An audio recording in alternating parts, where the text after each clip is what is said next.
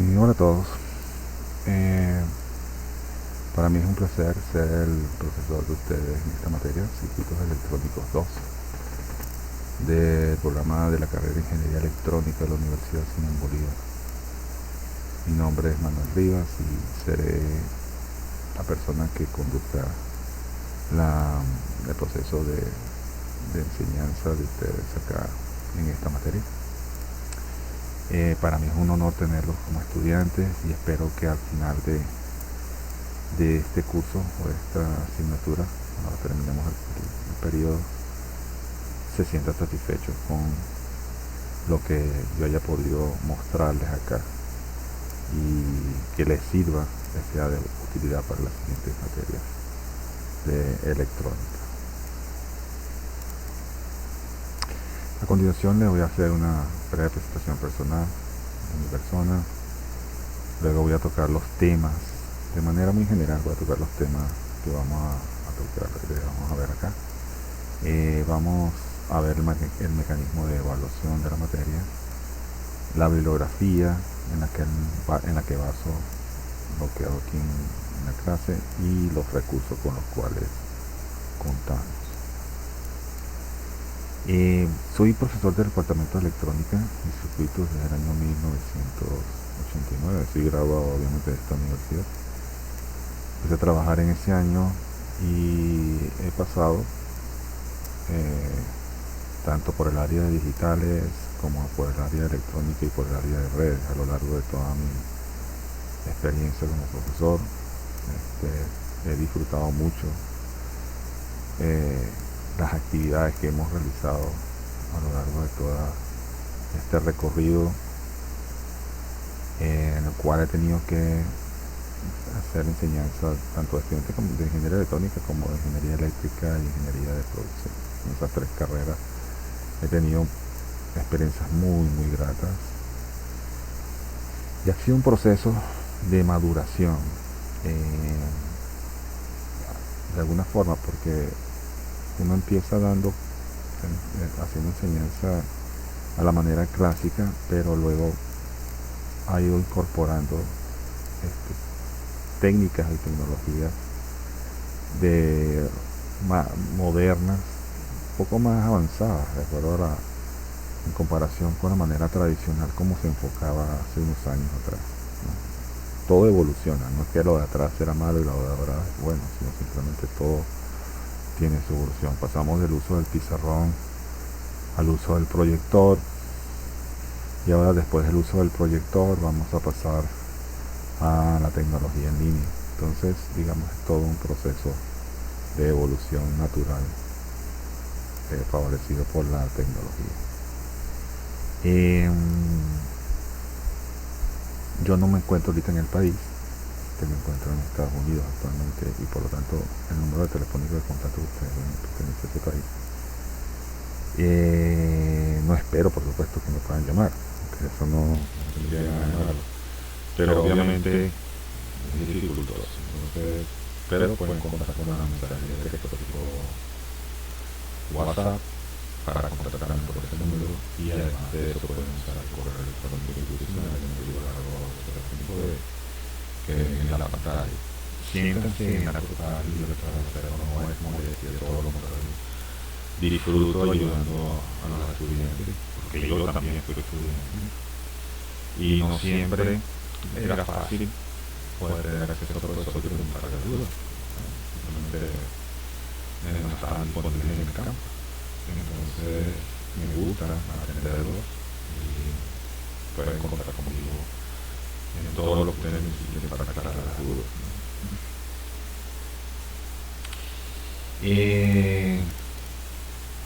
¿Cuál es el temario del curso? Vamos a ver los temas. El primer tema es como una continuación natural de la materia anterior. Vamos a ver amplificadores nucleares,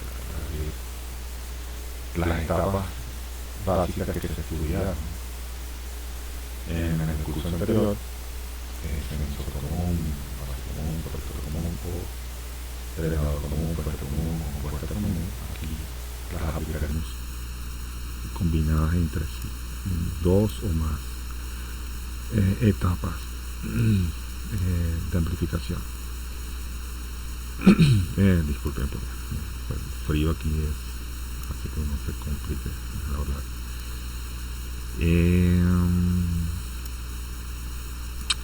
Veremos estas configuraciones y las conectaremos entre sí. Pueden ser 2, 3, 4 etapas o más de amplificación, dependiendo, porque lo que se persigue usualmente es tener la mayor ganancia posible, la ganancia de voltaje o la mayor ganancia de corriente posible. Entonces para eso se conectan estas configuraciones. Hay configuraciones especiales por su estructura que se llaman cascodo, Darlington y diferencial, que tienen un porqué, o sea, se desarrollaron y tienen un porqué, tienen de esa forma de conectarse los transistores. En todo caso, simplemente todo se resuelve usando ley de Ohm, así que no hay mayor cosa que preocuparse, simplemente usando el buen sentido común y lo que saben ya a estas alturas de electrónica pueden resolver fácilmente. Además de eso, veremos la polarización de los circuitos, pero a través de fuentes de corriente. Esas fuentes de corriente que en red básicamente son un símbolo, aquí van a ser un circuito en particular para producir una fuente de corriente. Eso es esencial en este caso porque es la base de los circuitos monolíticos integrados tales como el 741, donde ahí pueden observar claramente todas estas fuentes de corriente. De tal manera entonces que esa es la primera parte del curso, amplificadores de múltiples etapas. No es complicado, simplemente es un tema de practicarlo mucho, de hacer muchos ejercicios de esto, para que se les sea natural calcular el punto de operación de los transistores, el punto de voltaje, el punto de corriente, hacer los despejes, el hacer el análisis de las configuraciones en AC, o sea, los circuitos equivalentes en alterna, para poder calcular los parámetros básicos del circuito. Luego vamos a ver la respuesta en frecuencia del amplificador. En la electrónica pasada se trabajaba con una sola frecuencia, o sea, se centraba el circuito en una sola frecuencia, porque estábamos en el dominio del tiempo. A esa frecuencia se calculaba todo lo que había que calcular: el punto de operación, la ganancia, la impedancia de entrada y la impedancia de salida. Y en el caso de la respuesta en frecuencia tenemos que hacer un cambio de referencia, entonces pasamos del dominio del tiempo al dominio de la frecuencia usando la transformada de Laplace. Cuando pasamos hacemos ese cambio de dominio, eso nos va a permitir obtener lo que se llama la función de transferencia. La función de transferencia relaciona nuevamente la salida del circuito con su entrada, pero pasando por los términos asociados a la frecuencia. Es el equivalente a la ganancia de voltaje o la ganancia de corriente en el dominio del tiempo, solamente que allí dependía solamente de las resistencias. Acá depende de otros factores. Esa función de transferencia es la que nos va a permitir a nosotros describir el circuito en función de la frecuencia. Vamos a tener un rango de frecuencias en las cuales la ganancia es constante, al cual se conoce como ancho de banda. Ese ancho de banda tiene una frecuencia de corte superior, una frecuencia de corte inferior, para obtener siempre la misma cantidad de ganancia. Y es importante conocer eso en un amplificador. En ciertos amplificadores, sobre todo de alta frecuencia, ese ancho de banda es muy estrecho porque son muy selectivos. Pero en amplificadores de audio, ese ancho de banda tiene que ser más o menos amplio para abarcar un conjunto de frecuencias de audio que son interesantes, sobre todo en la parte de música. Formalmente, cuando pasamos del tiempo a la frecuencia, quedan una serie de términos asociados a la frecuencia que habría que manipular para obtener la función de transferencia. Es un proceso que puede ser un poco complicado, o sea, no es complicado en términos de difícil, sino complicado porque hay que hacer mucho despeje de términos y hace que al final la expresión que uno tenga no siempre sea la mejor. Entonces, por lo tanto, se ideó un método mucho más abreviado para estimar la respuesta en frecuencia del amplificador, que se llama el método de las constantes de tiempo, de cual hay dos tipos: método de constantes de tiempo en cortocircuito y método de constantes de tiempo en circuito abierto. En un método abreviado, básicamente al final queda un cálculo de impedancia y permite hacer una estimación bastante buena de lo que es el ancho de banda del circuito y cómo se comporta en el dominio de la frecuencia. Posteriormente podemos regresar al dominio del tiempo haciendo la transformada inversa de Laplace, y perfectamente podemos también interpretar ese comportamiento del circuito en el dominio del tiempo, así que no perdemos la referencia que tuvimos al principio. En el caso del tema 3 vamos a ver los amplificadores realimentados. Cuando tenemos amplificadores de múltiples etapas, solemos tener una ganancia de tensión muy grande, porque se multiplica la ganancia de las etapas entre sí. Y eso es bueno, porque queremos amplificar bastante la señal de entrada, sobre todo si es muy pequeña la señal de entrada. Pero tiene un inconveniente. Cuando amplificamos mucho la señal, hace que el amplificador presente algunos problemas de estabilidad. ¿Qué significa eso? Que cuando hay mucha ganancia, el amplificador tiende a comportarse de manera inestable, es decir, puede presentar problemas en los cuales se salga de control el amplificador, y eso entonces obliga a aplicar la técnica de la realimentación negativa. Y a estas alturas de esta materia probablemente hayan visto temas de control, de sistemas de control, si no, pues van a estar viendo, donde implica el estudio de la realimentación de los sistemas de control. La realimentación negativa consiste en tomar una muestra de la señal de salida y pasarla hacia la entrada a través de una red, y en forma de restarla de la señal de entrada. Y como ven en la figura, un poco el objetivo de todo este proceso, hay el camino directo al forward path, que va de la entrada hacia la salida de forma directa. Ese es el camino usual de un circuito electrónico. Y cuando realimentamos, nos regresamos hacia la entrada a través de una red, en forma de que se reste de la señal de entrada, como de manera correctiva. A la señal, a lo que llega se le resta un pedacito y luego se vuelve a amplificar, y a lo que ya sale se le toma una muestra, se le resta la entrada y se vuelve a amplificar. El camino de realimentación es el que se llama el feedback path.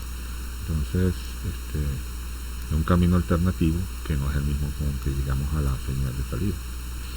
Como ven en la expresión, queda una fracción que es la ganancia de lazo abierto, dividida entre una expresión que tiene que ver con el factor de realimentación H y la ganancia de lazo abierto. Si la realimentación es negativa, como les comenté, ya se resta de la señal de entrada, de tal manera que ese resultado es el que luego se amplifica. Eso permite bajar la ganancia, y al bajar la ganancia estabilizo el circuito, lo hago más estable, lo hago más confiable. Ya vamos a ver un poco qué es lo del problema de estabilidad. Existen 4 configuraciones de realimentación: configuración serie-serie, serie-paralelo, paralelo-serie y paralelo-paralelo. El primer término es la manera como se conecta el circuito en la entrada, y el segundo término tiene que ver cómo se conecta el circuito de realimentación a la salida. Entonces, si se conectan en serie o se conectan en paralelo, son los que vamos a estudiar en esta parte. Eso tiene propiedades curativas sobre las características importantes de un amplificador, como su ganancia, su impedancia de entrada y su impedancia de salida. Eso es lo que vamos a ver en esta parte de la materia. Luego vamos a ver el estudio de la estabilidad de un amplificador alimentado. ¿A qué se refiere con la estabilidad de un amplificador? Usualmente cuando un amplificador es inestable, vamos a ver que él tiende a producir una salida sin haber una entrada. Eso es la inestabilidad de un amplificador.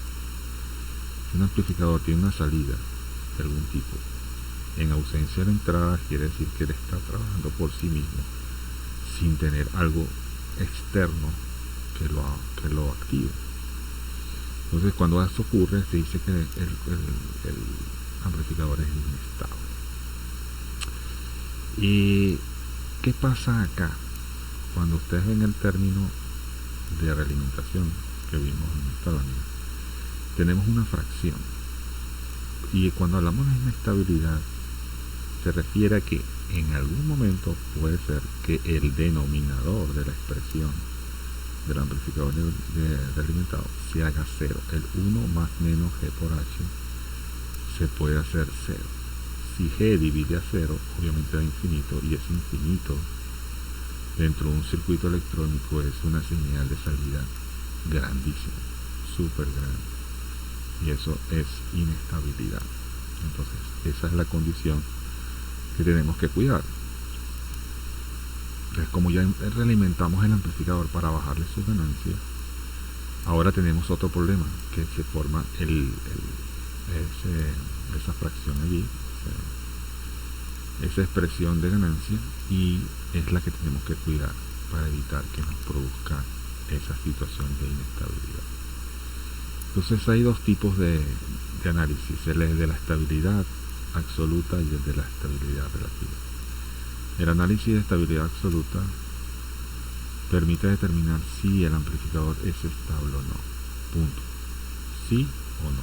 Si es estable o no es estable. No sabemos cuánto estable es o cuánto de inestable es. Simplemente sabemos esa condición. Para eso apelamos al criterio de Routh-Hurwitz que se ve en sistemas de control, aplicado a la función de transferencia obtenida del amplificador.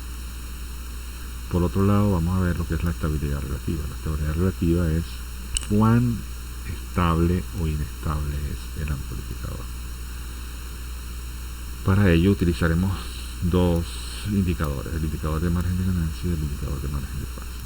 En función de esos números que arrojen esos indicadores, podemos concluir cuán estable o cuán inestable es el amplificador, y en función de ese resultado pasamos a la siguiente parte, que es cómo ajustar el amplificador de alimentado.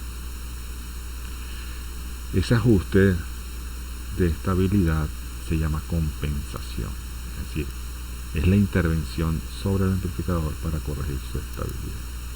Obviamente, si el amplificador es inestable, pasa por nuestra mente que ese amplificador se tiene que desechar porque es inestable, hay que empezar de cero, o se puede corregir. La respuesta es la segunda. Podemos corregir el amplificador que es inestable haciendo algún ajuste.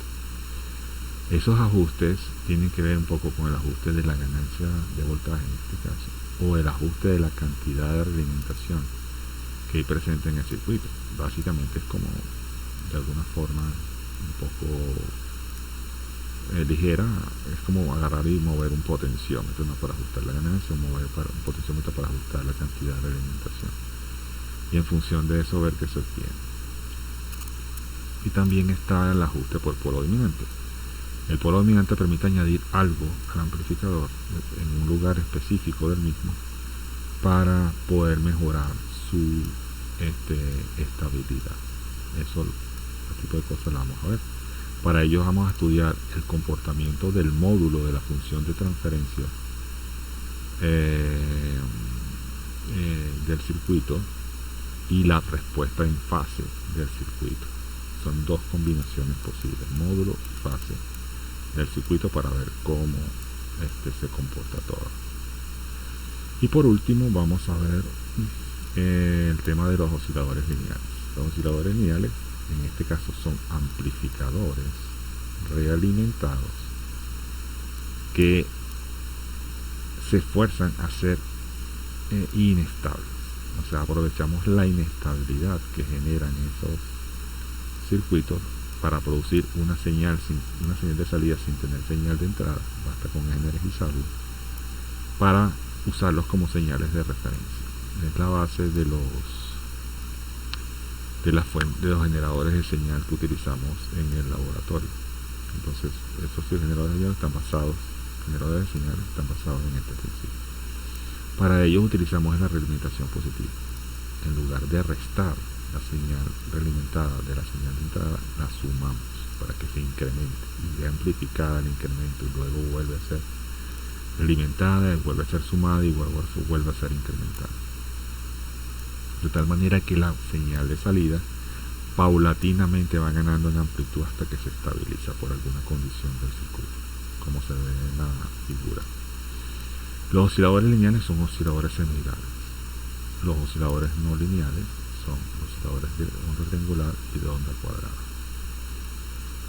Y para producir en estos circuitos esas oscilaciones se utiliza lo que se conoce como el criterio de Barkhausen. Dice el criterio de Barkhausen que primero se hace la parte imaginaria del sistema igual a 0, y luego la parte real del sistema se hace igual a 1. A partir de esas dos condiciones se generan dos ecuaciones de diseño que permiten tener un oscilador. De los que vamos a estudiar son osciladores tipo RC y osciladores LC, que son osciladores básicamente de frecuencias bajas. Y vamos a estudiar los osciladores a cristal, que son osciladores a frecuencias altas. Los tres están basados esencialmente en el mismo principio, y vamos a estudiarlos. Bien, una vez finalizado esto, vemos la parte de evaluación. Están determinados 3 exámenes parciales de 25% cada uno, y 5 prácticas de laboratorio virtual que son de 5% cada uno. En ella veremos la parte teórica del estudio de un circuito y la parte simulada de ese circuito. O sea, hacemos simulación para complementar esa información. Cuando estas prácticas se realizaban de forma real en los laboratorios de la universidad, pues teníamos 3 caras: la cara teórica, la cara práctica, que era el montaje en el laboratorio, y la cara simulada. Entonces, con esos 3 vistas podemos ver si coincidían o no coincidían, y nos daba una idea de que lo que estábamos haciendo pues coincidía con lo que uno explica en clase. Pero aquí solamente tenemos la posibilidad de hacer la parte teórica y la parte simulada, pero igual nos va a resultar muy importante hacerlo. ¿Con qué recursos contamos? Bueno, recursos que contamos: el entorno virtual de aprendizaje, en el cual ya para este momento deben estar registrados. Es un ambiente muy sencillo pero muy poderoso para trabajar. Está en línea, es fácil de usar, nos permite lograr muchas cosas con él. Vamos a utilizar el programa de realización de circuitos en Protoball Fixing. En realidad esto es un recurso muy interesante, no solamente por Protoball en sí mismo, sino por muchas otras cosas. Pero yo lo utilizaba en clases, en montajes reales, porque llegaban con muchos problemas para montar circuitos en los Protoball. No tenían todavía el dominio de eso, y entonces se les presentaban muchas fallas por conexiones, y porque se hacían unos montajes muy enredados, y se le dificultaba corregir los problemas que se presentaban allí para que el circuito funcionase. Es una herramienta muy útil en ese sentido. El programa de simulación de circuitos electrónicos PSPI es excelente porque nos permite probar muchas cosas, las que vamos a ver en clase. Desde eso, es una versión estudiantil que está montada en el entorno virtual de aprendizaje. Lo pueden descargar de allí. Voy a poner a